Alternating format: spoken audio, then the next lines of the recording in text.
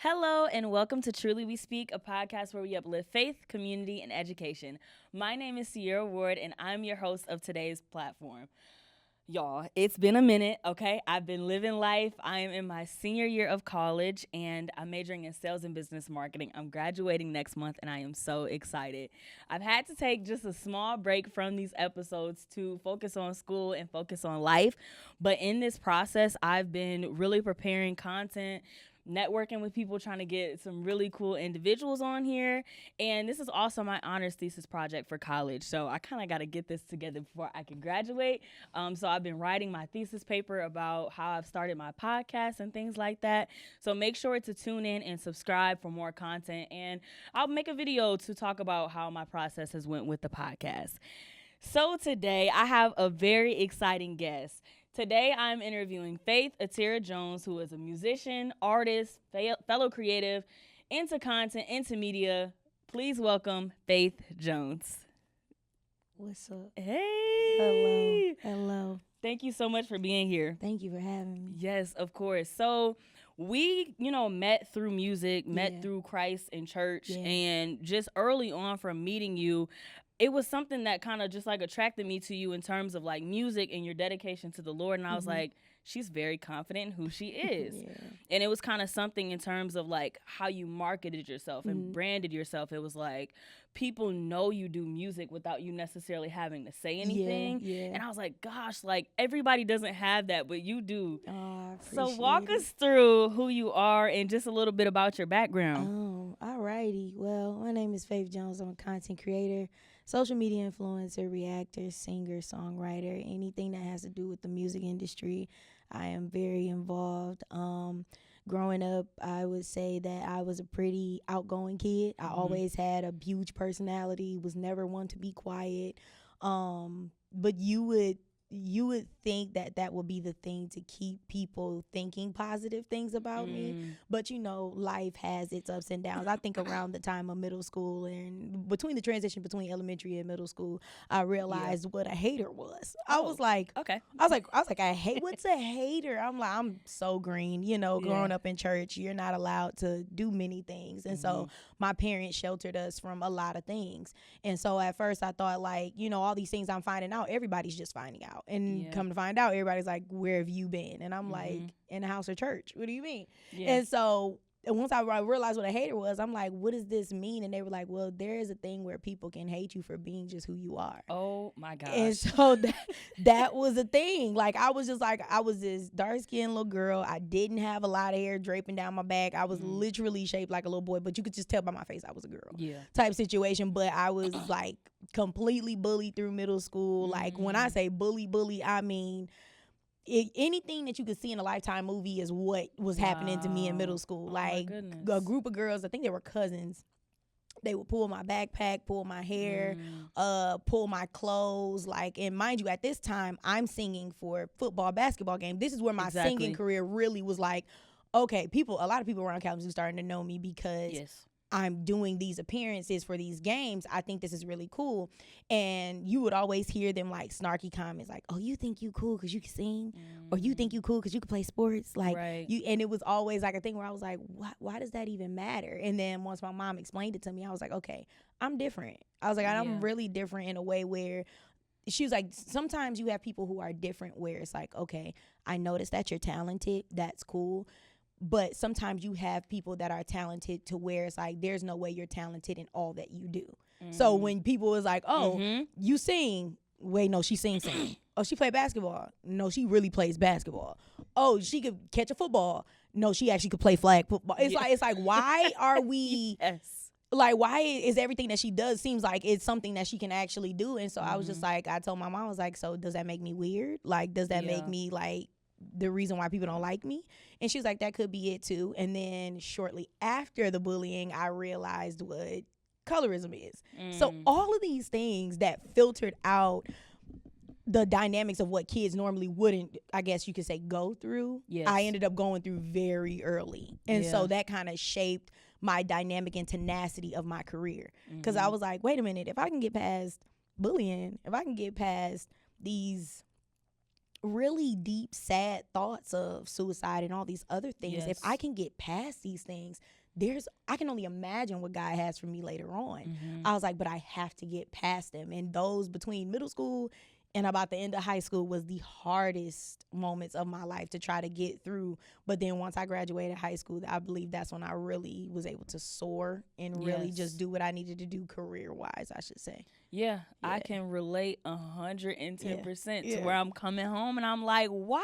Like, why? Why don't y'all like me? Yes, and I think, like you're saying, when you're in elementary, you're kind of confused. And then in middle school, it's like the pressure is even heavier to where you actually feel like you have to start changing to adapt, And I think a lot of people aren't, I don't know. It may be a home thing, because I had people at home who were like, Sierra, you're good at this or you're good at that, and you grew up having that support as well. So it may be that nobody actually saw a light in them. Mm-hmm. So the fact that you kind of know who you are, really does help. But then you go through everything and now you're like, well, who am I? Yep. You knew Back from the to jump. Square one. Yep. You knew from the jump. So yeah, I feel like for me, going through all those hardships in elementary and middle school, when I got to high school, it was more like, okay, I have choir, I have marching band, I have theater, I have sports, and now I'm really able to kind of leverage these. Yeah. So like you said, growing up in church, what was that relationship like for you? And I feel like what did it kind of like shift you towards? It's so crazy because you would think so many people growing up would say this all the time. Oh, that's a preacher's kid. That's a preacher's kid. Like you already know, like, her parents, and my parents were very vocal in my life, both of them. Even though my parents divorced at the age of 7, they still were very vocal in all of our lives. So they were still like, popping up to the school, popping up to parties like that we would have with our friends. They would pop up and be like, what's going on here? Making sure the environment's safe, stuff like that. And so you would think that in your head, like, oh, she's going to love Christ down. Yes. She's going to be in church. She's going to be doing all the things her parents are telling her to do because that's what's being done. And little did people know I was far from that. I was the church and God was the last thing I was thinking about. Wow. I was like, even though I'm raised this way, I'm forced to do this. Yes. Like, and it's not, and it wasn't a thing to where my parents were like, oh, I'm going to hurt you if you don't know. It was just like, in their rules, the way, most people was raised, I'll say Black people specifically, it's like whatever goes on in my house, it goes on in my house. Yeah. Like whatever I say goes. Like rules, these are the rules. This ain't your friend's house. Yeah, this ain't your friend's house. If they want to do that over there, but as for me in this house. What? We gonna serve the Lord. We gonna do it on time too. Yes. And there's a way that we will want you to do it. And so I believe that's most definitely what my life consisted of up until I was about 16. And so I was just, being obedient, doing what my parents wanted me to do. I was very reluctant to it. Don't get me wrong. I'm not saying I was the perfect kid. I was very disobedient at a lot of times in my life because at the end of the day, that's another part of identity I struggled with trying to find out who I really was in Jesus. And so it was just like, do I have to be this girl that's wearing skirts all the time? Do I have to be this person that's so uppity and put together and I can't have my legs a certain way? I can't sit up a certain way. Like, I need to make sure I'm pristine, put together. And it was just like, Lord, is this what you're asking of me? Or is this because my parents installed this in me? And so now I can't find a middle ground as to how comfortable I can be in you. And so that's when I quickly realized at the age of 16, like, it was like a Mack truck when it hit me, too. One day I was just up, I think in my room, just writing music. And I ended up watching a sermon by another pastor on YouTube. And he was like, if God was only worried about what we had to wear, 9 times out of 10, it was funny at the time. But he said, 9 times out of 10, half of us would make it into heaven. And I'd be like, I was like, I don't dress the best, but what you mean? Like, I immediately was like, what? But he was just like, no, seriously. If he was focused on all of these other exterior things, the relationship that we would even try to get with him would be pointless. All of his word would mean nothing. Because at this point, we're trying to look the part instead of be the part. Right. You know what I'm saying? My heart posture had to be there. And so I was like, Lord, I know my desires for you. I know how I feel about you. I know what I write to you every single morning. I see my devotions. I see my dedication. There is no reason why I need to prove anybody about our relationship anywhere. Yeah. Like, it's about me and you at the end of the day. And once I realized that, oh, honey, it was over with. Yeah. Like, couldn't nobody tell me nothing. Past the age of 16, you couldn't get anybody. Don't get me wrong. Like, I don't mind discipleship and people coming up to me and being like, hey, do you see things this way? Do you see things that way? Do you mind if we talk about this, and that, and the third? Yes. But I don't let anybody walk up to me and say, oh, because you look like that, or because you did that, that kind of separates you from your relationship with Jesus Christ. I just knew that wasn't the case. And I know from reading my Bible that will never be the case. And so understanding that really solidified my relationship with Jesus Christ, and growing up Christian, me bumping my head 100 million times, and my mom allowing that to happen. I feel like a lot of people in the Christian community should probably have more parents who allow their children to bump their heads. Yeah. Because it is such a sheltering thing. When people hear Christian, they immediately think judge. They immediately think, oh, they think they're better than everybody. They think that Jesus Christ is the only one, even though it's true. It's like, we're not doing it for an attitude correction, or like to make us like think like, oh, when we walk into a room, this is the, I guess you could say, vibe we demand. Yeah. Like, when we walk in the room, when a group of Christians walk into the room, everybody sit up. Like, no, it's not even, it's not even that. Like, we're not even like, at least I'm not like that. And so my mom was just very adamant on letting me bump my head, and I love her till this day for it. Yeah. Like, if she would have stayed, I believe, the way she was when my parents were married, I probably would be 10 times worse than what I am right now. Yeah. I think that I would just be that one kid where it's like, oh, my parents didn't let me do nothing my whole life. I'm 18. Time to run it. Like, you like, it's time to lose it. Like, I'm going crazy. But it's just like, my mom was just like, okay, it's either I can be strict, I can keep you from all these people and friends, or I could just let you do what you want to do, but also be there for you at the same time, so you know this is still a safe place where you can come back to. And I love the fact that my mom was always like, there were moments where I would come home late at night and she already knows what I've been doing, indulging in, people I've been around, and she would just look at me and be like, I'm disappointed, but I love you. And I'll be like, dang, like, you disappointed? And that would hurt the most. But then I'm like, man, she really does love me. Yes. Like, it doesn't feel like she's judging me whatsoever. It's just like, I'm going to let you bump your head, because you're going to see you need God more than you think. And when that part of my life came up, that was a whole nother conversation around the ages of 18, 19. But I believe me bumping my head, me getting to realize who I actually am in Christ, and my heart posture for him really shaped who I am when it came to being in church and growing up in church, for sure. Yeah, I think that's so important. You touched on a lot, including, having a strong relationship just with Christ at an early age, because you're realizing that it's not enough to people please. And I think that's where, unfortunately, a lot of us who grew up in the church get lost at, because it's like, well, I was never enough for the church, so why would I even try to have a relationship with Jesus? Because he's above the church. He's above the church, but we're going to serve him, not people. So, people is the body. It's not the place, it's the body. So that's if you can find community, where 2 or 3 are gathered, there he is in the midst. So if you got to get with your neighbor, get with somebody who's able to strengthen that. But it's not, about what you wear and where you come from. And that's really the mission of this platform, is to say, hey, Christianity does not, obviously there's a lot of, things that we need to do to uphold our relationship with him. And of course we want to make sure that we're being good examples. But it's not something that is too far-fetched for you. God will meet you right where you're at. I think that's really good. So you're having this background, you're having your parents at least instilling the right things in you. Whether you're trying to navigate that relationship for yourself, you're still in church and you're also in ministry. So what does that kind of relationship look like? Ooh, that one right there was a struggle for me. I have to say that I'm always very transparent with everything that I do and say. So I quit singing, I believe, in church around the ages of 18, 19.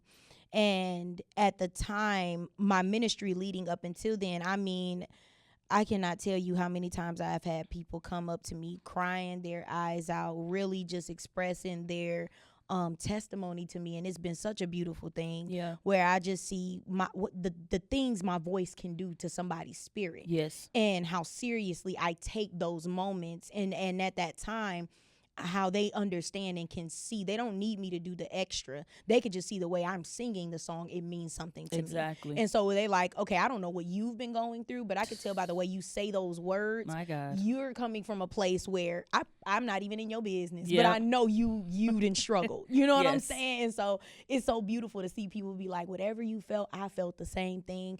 And I just let you know, I done got closer to God because of it. I love God because I want to come here more because of it. It's a beautiful thing. And then shortly after, I'll probably say between 17 and 18, when I tell you I was in spiritual warfare with my voice, like in what I should do for Jesus, I was like, I said, oh, you beat me up about this, Lord. Like, it's one of those things where you kind of talk to God and you have those random conversations, but it's never a steadfast thing. Yeah. It's never like, oh, I'm adamant about this. No, like around 17 or 18, God was just like, every single time you wake up, I'm going to make you think about it. I'm going to make you feel like there is something missing. Because you know that there is. You just don't know how to approach it. And unfortunately, I didn't have the outlet of people to go to for me to even say those types of things, because it was so expected of me just to do. Yeah, see, that's what I was going to ask. Was anybody like, why aren't you singing? Like, why aren't you? We miss hearing your voice. I think, yes, after. I will say that afterwards, but during it, nobody's seen anything. Not even my mom. Wow. Like, nobody could see that I was struggling. Because, like I said, me having a huge personality, it's weird when I'm down, because you really have to catch me down. Like, you have to catch me silent almost to be like, why she ain't clapping? Why she looking that way? Why she looking down? I ain't seen her say hallelujah not one time. She ain't raised her hand. What's going on? Like, that's when people really see, excuse me, that's when people really see, like, there is something wrong with Faith. Other than that, if you see me walk into a room and I'm quiet for a little bit and I clap my hands a little bit, everybody's like, oh, she cool. She good. Yeah. Like, she fine. And so I went through that my entire life, especially with me being a performer, somebody who has such an outgoing personality. There is no way people are ever going to think that I was going through something, which is, granted, I get it, because in a way I was kind of hiding it. But at the same time, my relationship with Jesus was so important to everybody else that I didn't understand why people couldn't see the fact, or even try to fathom or ask, where is your relationship with Christ? Because we know you love Jesus. We know you care. We know you read your Bible. Yeah. But are you struggling whatsoever? And I never had, and I kid you not, I made this clear to my mom about 2 years ago now, and it shocked her. Like, she even was like, mind you, my mom's a preacher. So she's even like, what? Like, I didn't realize. And I was like, yeah. I was like, no. I said, y'all expect me to get up here every other Sunday to try to worship, to try to sing my heart out to these people and really mean the words that I say. And y'all have no clue. I'm like 2 seconds of stepping away from every single thing. Yes, because when you have the gift, you can't really half do it. Yeah. There's no in between. It's not like especially I can when you get up really here. Got it. Oh. Okay, because like, and this is what I've learned, like, because I think sometimes you do need to take that step away and really mean it. Because now that I've like, I don't think that it's never been that I haven't meant it. Yeah. I think it was just hard for me to apply what I was saying to my own life. Absolutely. I understood how it can mentor, when I'm saying for your glory and, I'll do anything. Yeah. I was actually saying I'll do anything, but I didn't know the cost. Yeah. I didn't know the cost. And so you're learning the cost and you're living it out through your life. But like, people don't know. Yeah. People don't see it. I unfortunately hate the fact that, like, as a small town, I would say in my position, the position I was put in, because everybody in this town isn't put in that position. But I will say that in my position, a lot of people made me feel that way. And a lot of people made me feel like, oh, you can go through your walk with Christ alone. You don't need nobody. Yeah. Like, you don't need nobody to support you. You don't need nobody to care for you. Like, you become a role model. Oh, yeah. Without immediately. even being. Without being mentored. Yes. None of it. Like, it's like, oh, you're in position. Stay there. And it's like. And you have people who are older than you, looking up to you. What? You have people who have really been actually walking with the Lord for a really, really long time. Yes. And they're like, how do you do it? And I don't think I ever remember asking the Lord to be able to sing. I've asked him for me not to be able to sing. Okay, quick. God, it's just too much. It's too much prayer. Like, I'm about to sing. Even when I was singing for football, the older I got, as I got into high school, I would be in arenas. Like, why did I say yes to this? Like, I am nervous and I have no business up here. And then once, obviously, I did it and got over it, I was just like, that was the best thing ever. It's the best feeling ever. Singing music in general does mean the world to me. Yeah. But that right there, I will say, I never want anybody to go through what I went through. I never, not even my worst enemy, I wouldn't want anybody to ever look at a situation and think, I should go through this walk with Christ alone.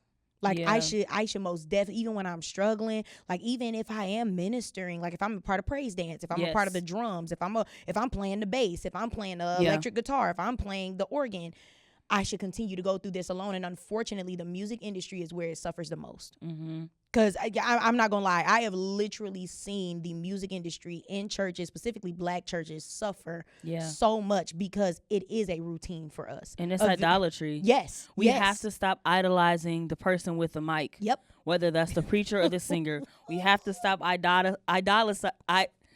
the idolatry with on the person on the organ. There you go. The person on the drums, like, they're not above. Yeah. They're not above. And then and I really do believe that the spiritual warfare is so real for those who are called and chosen, because if not, we wouldn't have any humility. Yep. If I could get on stage every Sunday and sing as if it was just myself.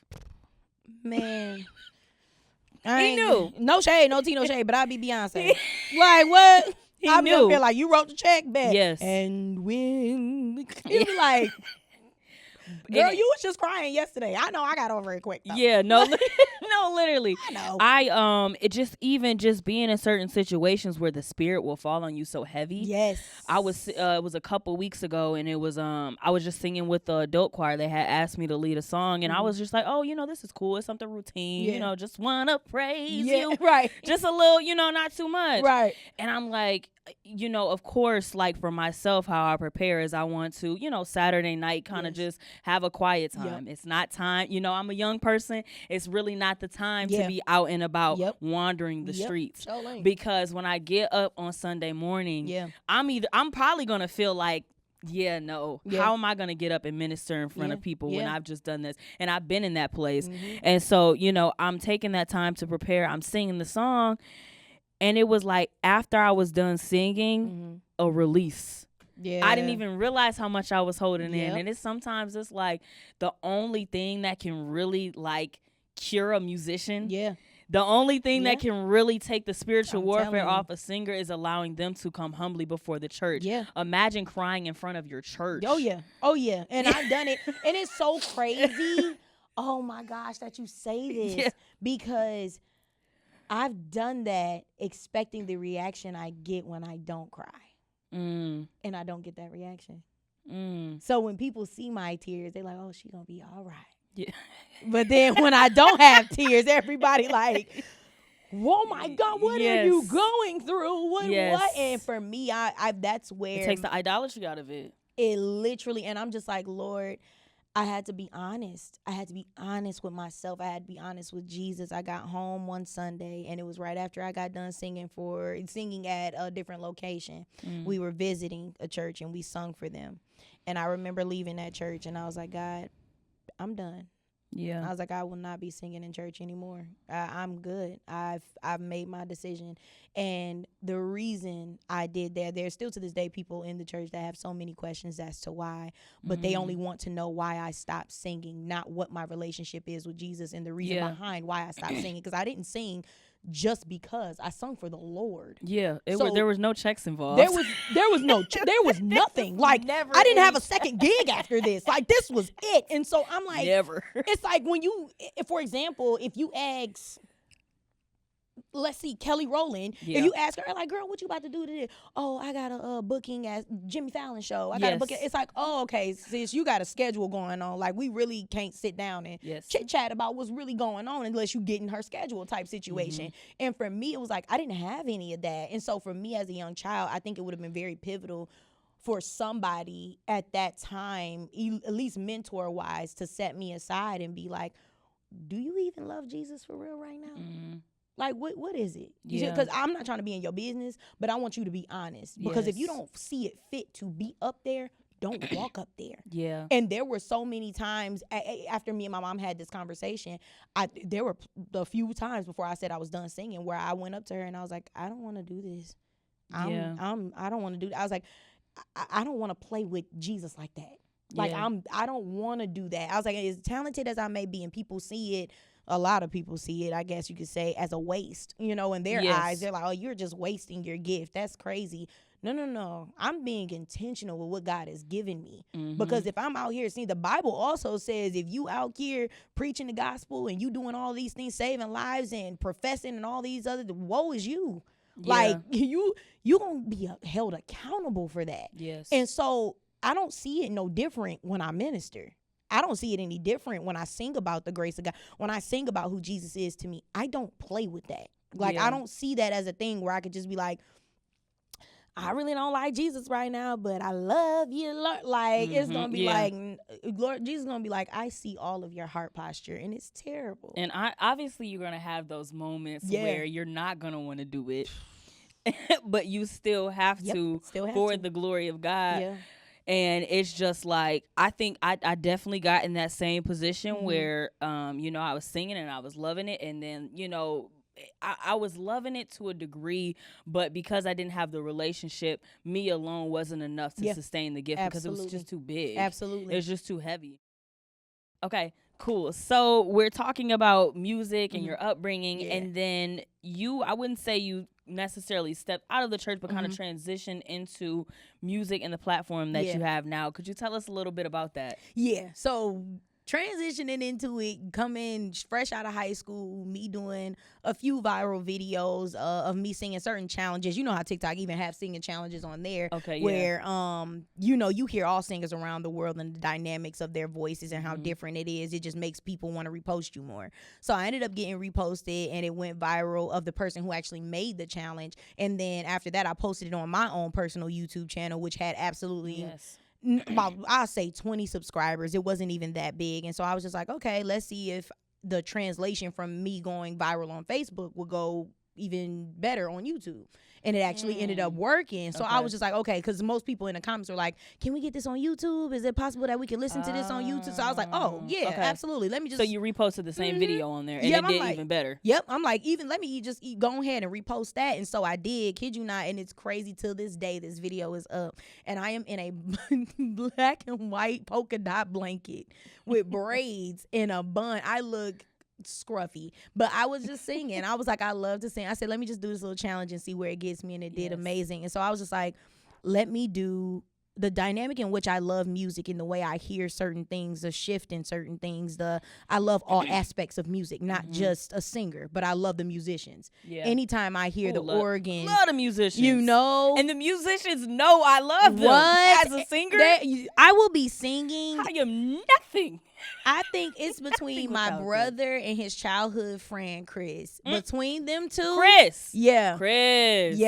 Between them two, everybody, listen, if you live in Kalamazoo and you have never heard of Christopher Lockett or AJ, a.k.a. Alexander Ethan Jones Jr., them two playing somebody's will make you want to throw something at them. It is ridiculous. And Chris, by the way, plays 37 instruments. Can we talk about that? Like, why did you say 37? I said 35. Because he might play the ukulele. Like, I'm not sure, or the flute, or like the piccolo, or the harmonica. Something I heard this man playing the organ last week. He's playing for gospel choir right now. This man is playing the organ last week, and I'm like, are you kidding me? Are you okay? Are you okay? I have to have him on here. Yo, no, seriously, yes. Just for the sake of that. I highly suggest it. Yes, absolutely. The dynamic and the way that talented. Man, Talented.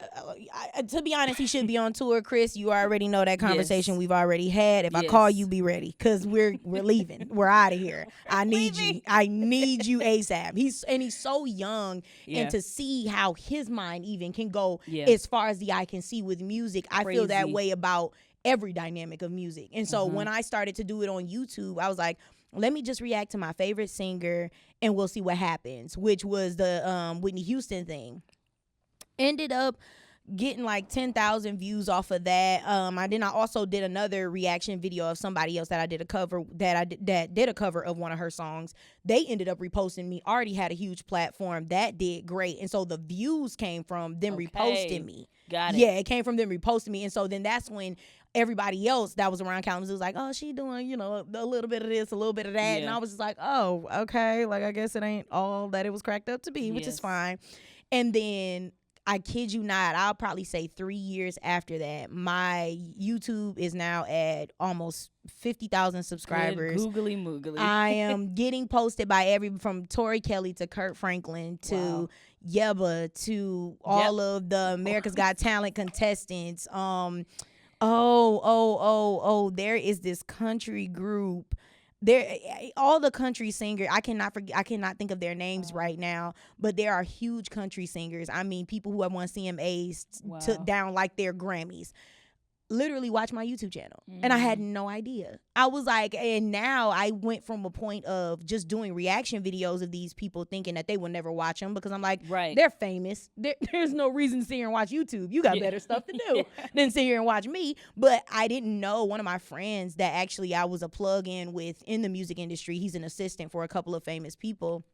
He was like, when they're on tour, when they're on these tour buses, that's all they watch. He was like, when they have kids and stuff like that, their kids are watching Gracie's Corner, they have to go to YouTube to watch that. He was like, so when on their free time, they just watch other people react to their music. He was like, I've seen Usher, I've seen Chris Brown, all of these people literally will watch other people react to their music and be chilling and have their own opinions. We have our own side conversations. And I'm like, okay, so that means I need to keep this up. That means I truly do need to do it. And so now to this day, at almost 70,000 subscribers on YouTube, close to 100K is my goal. But Kendrick Lamar, everybody knows that Kendrick Lamar just did the Super Bowl, and Samuel L. Jackson followed me the other day. And right after, kid you not no less than 24 hours, Queen Latifah followed me. So you did a reaction video on the Super Bowl? Yes, on my Instagram this time. Mind you, my Instagram was not popping at all. I was only at 14,000. Okay. That post alone, I think now was at 3 million views, and I remember my Instagram, y'all will remember this. 2.5 months ago, I said, give me 5 months, I'll be at 50,000. Wow. And 3 weeks later, I was at 56,000. It was the Super Bowl video that did that. And I said, oh, we capitalizing on. I said, one thing I know how to do? Capitalize. I said, I'm about to do 6 more reaction videos. I already know who they want to hear. I know what they want to see. Yes. I know that my algorithm really loves real music. They don't play the gimmicky, let's hear a pop group. No, they're like, we want to hear some singers. We want to hear people who know how to really use an instrument. And so I ended up doing another reaction of this guy. His name is William. He went to a HBCU and he plays, I believe it's either the trumpet or the trombone, one of the two. But he plays an instrument, and he had a solo. Does he do this? Yes. He plays the trombone. The trombone. I knew it was something. I said the trumpet. But yes, the trombone. He was not playing no games. And so I was like, oh, this little thing. And I was like, this video gonna do about, 50,000 likes. That's good. Yeah. And when I seen it pass 500,000, I said, oh my gosh. Okay. I said, the public has spoke. So it went from that to I believe her name is Alexandria. Hopefully I didn't butcher it, or got it wrong. But I believe, do you remember the show Living Single with Queen Latifah? I know of it. Yes, I know of it. Yeah. So one of the castmates ended up, her name was Max on the show. Okay. She ended up commenting on that video. Wow. I'm not thinking anything of it. I'm like, she's an amazing celebrity. I've been looking up to her since I was little. Everybody knows I love Mac. And then Candy from Love and Hip Hop. And then it went from that to multiple celebrity, Bob Marley's brother. I was just like, There is no way. And every single time I looked at my DMs, there was a celebrity saying, you have a ear that we haven't seen. Somebody about to snatch Faith, y'all. Somebody is about to fly her out crazy. Like, if y'all need to see her within the next couple of months, you better do it quick. Please. Because things are moving really, really quickly.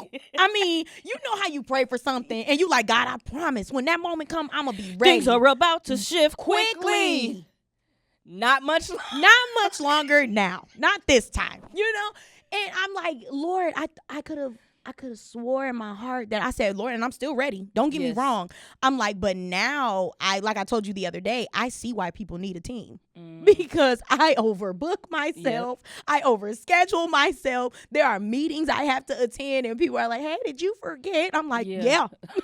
I'm not even I play with you. I dead forgot. Like there are so many other things. And so transitioning from my Instagram now to this day, not even 3 months later, I just hit today 166,000 followers on Instagram just off of reaction videos alone. So I would tell people all the time 24/7, don't ever think that the gift that God has given you, there is a halt to where you should be. Because even though there are some struggles with YouTube, God was still like, you know, people still love this stuff on other platforms. You just have to find the tenacity and the consistency to keep going.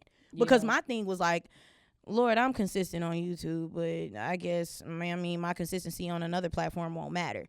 And in that moment, when I did that Kendrick Lamar Super Bowl reaction, he showed me, like, this is what I'm talking about. Because you had to be prepared beforehand. Oh, yeah. You can't just post one of those videos and go viral. When people are seeing these videos, they're going to immediately go to your page and see what you've already done. Yes. But then once they follow you, you got them. You got them. But they're expecting more. You got to keep them. Yeah, you have to. And that's the thing, too. I thought when these certain celebrity people I've looked up to for years, people my mom has looked up to, like, last month, Kiara Shear followed me. Right. I was like, what's going on? Commenting, liking, truly engaged. And I told my mom, I was like, top subscribe, one of your top. What? I was like, what is going on? I'm like, there's no way these celebrities is this invested. But it's like, it's content and they love to see and hear that this person doesn't play around with their content. Like they are really intentional about what they listen to, what they hear.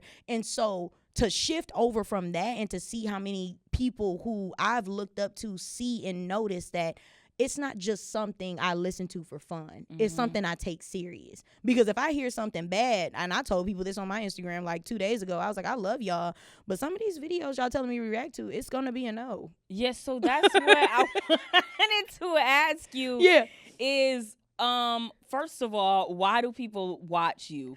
Why do people like your reactions? Are you funny? Are you sarcastic?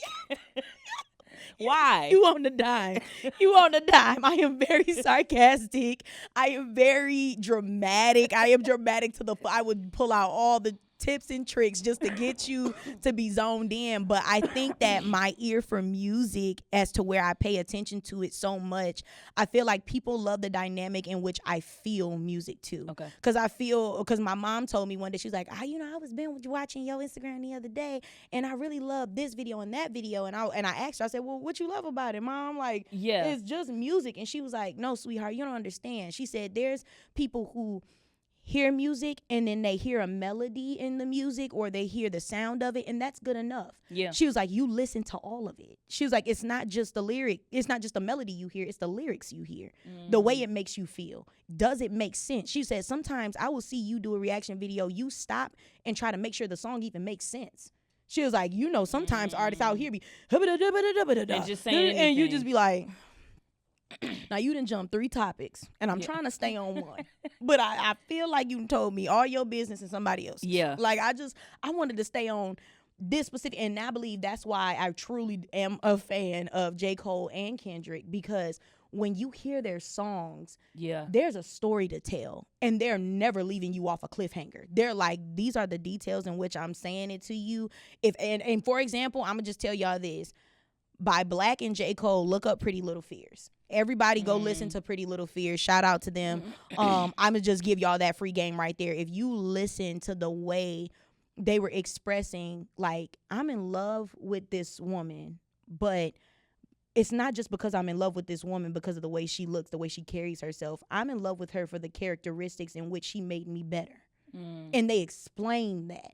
And I was like, oh, you got me. Without saying what you just said. Without saying all of that. Like, you know how men be like, they finally married the person that they've been waiting to marry, but then they be like, what drew you to marry this woman? And the dude is like, do you remember the night where I lost my job and I thought that you were going to make fun of me? I thought that you were going to leave me.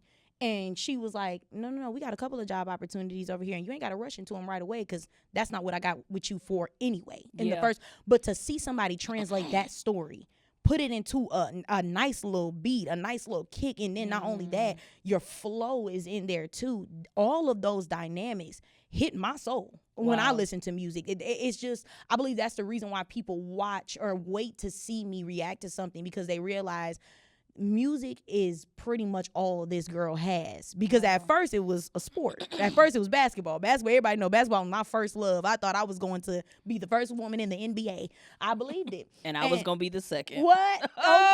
Okay. Believed it with all my heart. And Jesus wrong layup. What? Jesus said junior year, torn ACL, PCL, MCL. We're going to tear your entire knee. What do you have now? And I'm like, all I can do is sing. Well, I guess we're going to capitalize on that. And now it's transitioned into such a beautiful thing. And then it went from that to my TikTok blowing up. Yeah. Now I have 2 platforms, over 140,000 followers. My God. And I have to work with these now. And so I believe that's like the biggest struggle thus far when it comes to my career and what people like to see. They love to see the consistency everywhere. But I'm not going to lie and say that it is easy or it's something great to do, because everybody knows with YouTube, you have to edit alone, however long that reaction video may be. It's not necessarily fully realistic for, you to always be. Some content creators cool, but what? Especially if you have a fan base that don't play. Like, they're expecting something every day. They will DM you and be like, we love you, but stop playing with me. Where's the video? And you be like, and where's the monetary funding? You people out there. Like, a lot of these content creators that you see, they're not doing this for free. They're not. If we could talk about finances as a content creator, we would be here all day. Like, truly, it is no game. I want you to understand, y'all. Yes, you may get to a certain point and a certain height in your career. Even when it comes to a singer, when it comes to a rapper, you will always hear a singer or a rapper say, at the beginning, this is what they gave me, but I didn't know that's what I had to give back. So you think in your head, oh, they just signed a $13 million contract. About $12.9 million of that is the company's. You end up owing $20,000. What? Like, this isn't even mine for real. And so that's really how content creating is because when you go into a certain type of views or a certain type of viralness that constantly keeps going, eventually being viral dwindles down. Yes. It doesn't continue to stay viral unless you do something. No shade to those people who do. But for the people who kind of stretch the idea of content when it comes to being talented. AKA doing something crazy. Yeah, like jumping off a building. You really don't have to do. Popping people's tires for fun. You have to stay relevant. Yeah, like you want to stay relevant so bad, you're willing to do anything to embarrass probably your family. Just to be like, I don't care about my parents. Let's go run my head straight into this wall. For some likes. And that's why you have to stay grounded in everything you do. And that's the exact same mindset I have with this podcast. Now, I do need y'all to up the likes and the interaction. I ain't lying. But I came into this mindset with, like, it's for the glory of God. Yeah. You know, I'm using what I'm passionate about, what I'm into, but also if this blesses one person, if 10 people, if the 170 people I have love it, you know what I mean? If people are like, oh my gosh, I love what you're doing. So, you know, I think in content creation, you should never lose sight of what it is that you're passionate about and why you actually started, and don't sell yourself for anything or anybody, because it's really not worth it. Okay. You literally just said something very pivotal. It's not worth it. If I'm being quite transparent, a lot of people ask me, like, so was there ever a huge point in your career where your singing took off? Absolutely. There was 3 record deals I was offered. It was absolutely amazing by huge companies that I can still name till this day that are doing very well with some huge artists that y'all listen to. And at one point in time, I was like, absolutely. I was like, let me sign my name on the dotted line. I see these M's. I already know they gonna have me like, I'm gonna be like a little baby in the industry, and then they gonna groom me into this grown woman, and the world gonna love me. They gonna be like, I remember when Faith was so little, and now she grown like a Coco Jones. I thought they was gonna do that, right? And I went to go look at the contract, and this is why they always say make sure your lawyers are present. Because I went to go look at some of these contracts, and I was like, oh, Lord. Yeah. I don't want to do this. No thanks. I said, this has nothing to do with my voice. Jesus.